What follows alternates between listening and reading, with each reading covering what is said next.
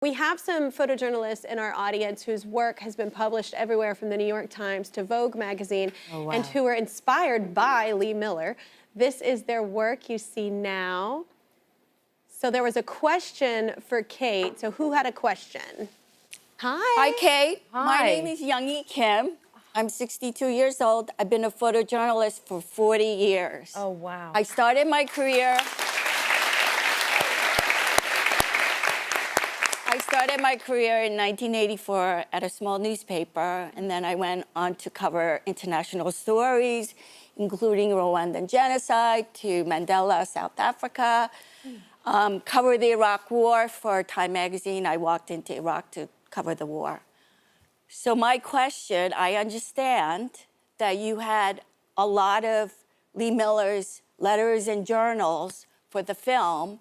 What was it that you learned that you want to share with us that was a surprise to you? And what was she like on a personal level? Thank you for your work, and thank you for your question.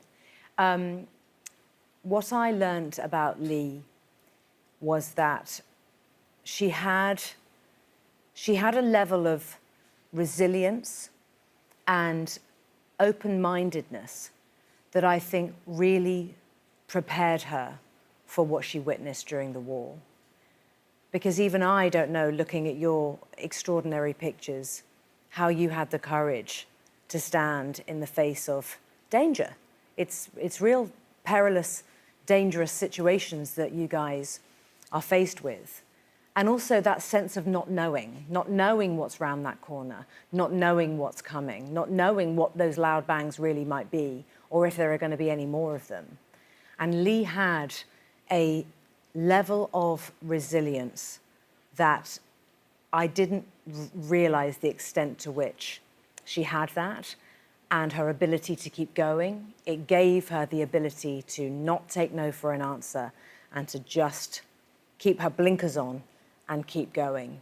And that I found to be just remarkable. And that's something that stayed with me, that resilience, actually. And I found, I hope that there will be those parts of her always in me, because it was just such a privilege to play. And on a personal level, she was an extraordinary friend to many.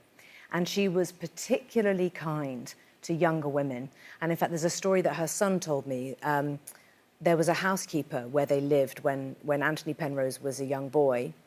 And this housekeeper, her name was Patsy, she had a daughter who was very, very shy and would never smile. And Lee actually had terrible teeth, and she was shy of her teeth. So if you Google Lee Miller, you'll often see pictures of her with her mouth closed or in profile. She loved her profile. This young girl had terrible teeth, and Lee realized that it was really impacting her self-esteem.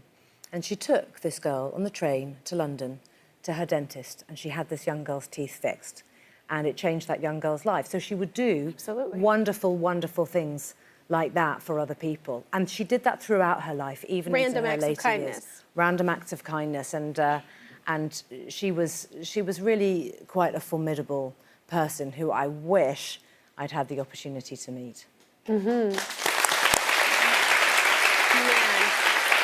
You've got to see the film. And once again, thank you so much for what you do. Like, I've always known it's an important thing, but I'm gonna be completely honest, not until this movie did I realize the impact of what y'all do.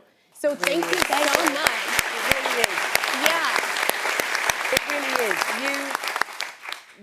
is. You teach us what it means not to look away. And in the world that we live today, I must say... Oh, we can't look away, yeah. It's extraordinarily powerful and important, and I also want to say thank you. Yeah.